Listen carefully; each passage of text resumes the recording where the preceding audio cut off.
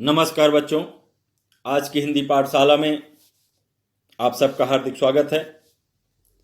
आज के कालांश में हम लोग पाठ 14 ज्ञान सागर से पाठ 14 बहू की विदा का अध्ययन करेंगे, जिसके लेखक हैं विनोद रस्तोगी। पात्र का परिचय मैं आपको बताना चाहूँगा कि इस एकांकी के पात्र हैं जीवनलाल, एक धनी व्यापारी, अवस्था 50 वर्ष, राजेश्वरी जीवनलाल की पत्नी, अवस्था 46 वर्ष, रमेश जीवनलाल का पुत्र, अवस्था 22 वर्ष, कमला रमेश की पत्नी, अवस्था 19 वर्ष, प्रमोद कमला का भाई, अवस्था 23 वर्ष। अब इस एकांकी की मैं आपको सार बताना चाहूँगा कि बहू की विदा विनोद रस्तोगी द्वारा लिखित एक रोचक एकांकी है। एकांकी का आरंभ उस दृश्य से होता है जिसमें प्रमोद अपनी बहन कमला को विदा कराने के लिए जीवनलाल के पास आया है, लेकिन जीवनलाल दहेज कम दिया गया है बताकर कमला को विदा करने से इनकार कर देता है। जीवनलाल की पत्नी राजेश्वरी स्वयं पैसा देकर कमला को विदा कराना चाहती हैं, लेकिन प्रमोद का आत्मसम्मान इसके लिए तैयार नहीं होता है। दूसरी ओर कमला उससे विनती करती है कि उसकी विदा के लिए यानी विदाई के लिए वह अपना घर द्वार न बेचे।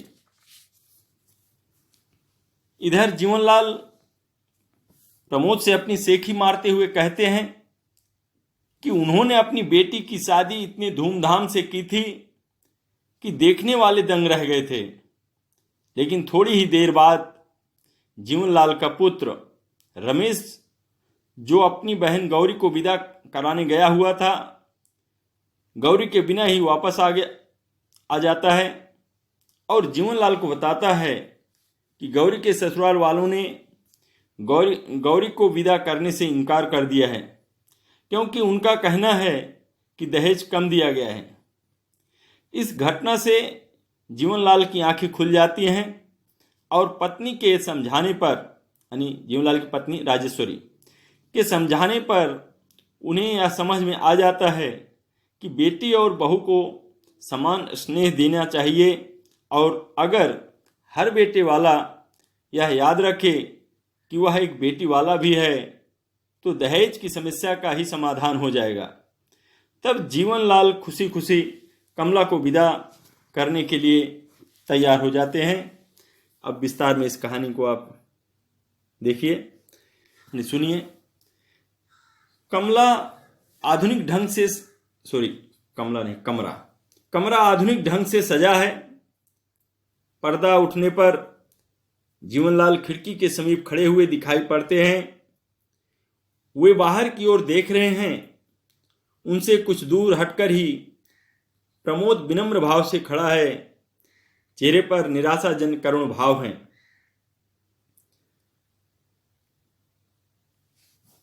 प्रमोद आगे बढ़कर धीमे स्वर में, क्या निर्णय लिया आपने? जीवनलाल, विदा नहीं होगी। प्रमोद, हर लड़की पहला सावन अपनी सखी सहेलियों के साथ हंस खेल कर बिताने का सपना देखती है। जीवनलाल, जानता हूं। जीवनलाल सोफे पर बैठकर जम्हाई लेते हैं, मानो प्रमोद की बातों से ऊब रहे हों। प्रमोद, यह जानकर भी? जीवनलाल, अपना निर्णय सुना चुका हूं, विदा नहीं होगी। प्रमोद, यदि मैं कमला को बिना लिए ही गया तो मां का हृदय टूट जाएगा। जीवनलाल कहते हैं, मैं मजबूर हूं। अगर मां बहन का इतना ही ख्याल था तो दहेज पूरा क्यों नहीं दिया? प्रमोद दीन स्वर में, अपनी सामर्थ्य के अनुसार जितना भी हो सका हमने दे दिया। फिर भी अगर, जीवनलाल कड़े स्वर में, अगर तुम्हारी सामर्थ्य कम थी तो अपनी बराबरी का घर देखते। झोपड़ी में रहकर महल से नाता क्यों जोड़ा? प्रमोद, जी। जीवनलाल कहते हैं, उठकर आवेश में टहलते हुए, देना तो दूर, बारात की खातिर भी ठीक से नहीं की गई।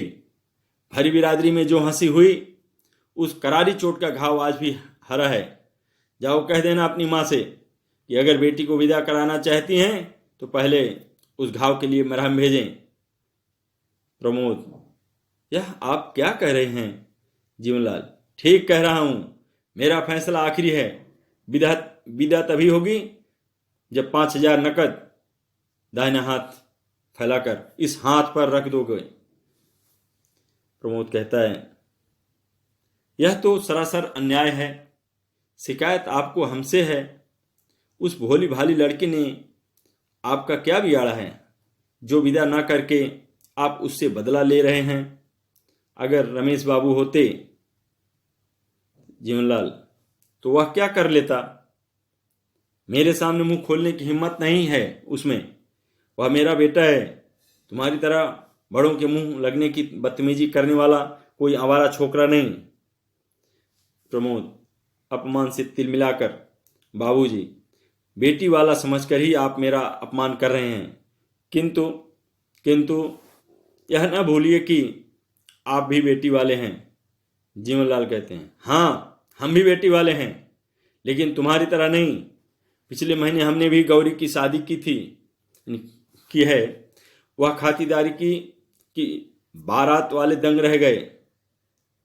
इतना दहेज दिया कि देखने वालों ने दांतों तले अंगुली दबा ली। दर्द मिश्रित आवेश, तुम मेरी बराबरी करोगे? बेटी वाले होकर भी हमारी मूछ ऊंची है, समझे? प्रमोद जी, मतलब इसमें 2 मुहावरा है इस गद्यांश में, लास्ट वाले में। एक दंग रह जाना यहाँ नीचे दिया भी है कि हैरान रह जाना। दांतों तले अंगुली दबाना मुहावरे का अर्थ होता है आश्चर्यचकित होना। आगे देखिए, जीवनलाल कहते हैं, रमेश गया है गौरी को विदा कराने। कलाई पर बंधी घड़ी को देखकर कुछ देर में उसे लेकर आता ही होगा। मेरी बेटी पहला सावन यहाँ बिताएगी। तुम्हारी बहन के सपने कभी पूरे नहीं होंगे, समझे? प्रमोद, जो हमारी बहन है, क्या वह आपकी कोई नहीं है? जीवनलाल तेजी से, बेटी और बहू को एक तराजू पर तौलना चाहते हो? बेटी बेटी है और बहू बहू।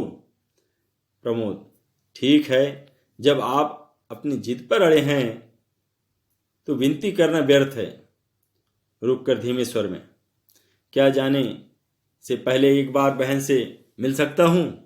जीवनलाल कहते हैं, जरूर, और हाँ, उसे यह भी बताते जाना कि अगली बार मेरे लिए मरहम लेकर विदा कराने कब आओगे? ऊंचे स्वर में, अरे सुनती हो गौरी की माँ, जरा बहू को भेज दो अपने भाई से मिल ले आकर। सहज स्वर में, मैं तब तक देखूं कि मालिक के बच्चे ने झूला डाला या नहीं। द्वार की ओर बढ़ते हैं, द्वार का पर्दा हटाकर मुड़ते हुए, गौरी के लिए झूला डाल रहा हूं लॉन में। प्रमोद थका सा सोफे के पास खड़ा है। अंदर से कमला आती है। चांद से सुंदर मुखड़े पर उदासी की घटा है। प्रमोद के पास जाकर चुपचाप खड़ी हो जाती है, सिर नीचा किए। प्रमोद भारी स्वर में, कैसी हो कमला? अच्छी तरह हो तो? कमला से सिकने लगती है। प्रमोद आर्त स्वर में, कमला रो मत, इन मोतियों का मूल्य समझने वाला यहाँ कोई नहीं है। कमला सिसकती हुई, भैया क्या? प्रमोद, घबराओ मत, मैं जल्दी ही फिर आऊंगा और उस बार विदा अवश्य होगी। मैं चोट का मरहम लेकर आऊंगा। कमला ना समझने के ढंग से, मरहम? प्रमोद, हाँ कमला, हमारे व्यवहार से बाबूजी के कलेजे में घाव हो गया है। उन्हें मरहम चाहिए और उस मरहम की कीमत है 5,000 रुपये। कमला चौंक कर भाई की ओर देखती है। तो अब इस कालांश में मैं इस एकांकी की कहानी यहीं तक आपको सुनाया हूँ, और जो शेष कहानी है उसको हम अगले कालांश में आपको सुनाएंगे। इन्हीं शब्दों के साथ मैं अपनी वाणी को विराम देता हूँ। धन्यवाद।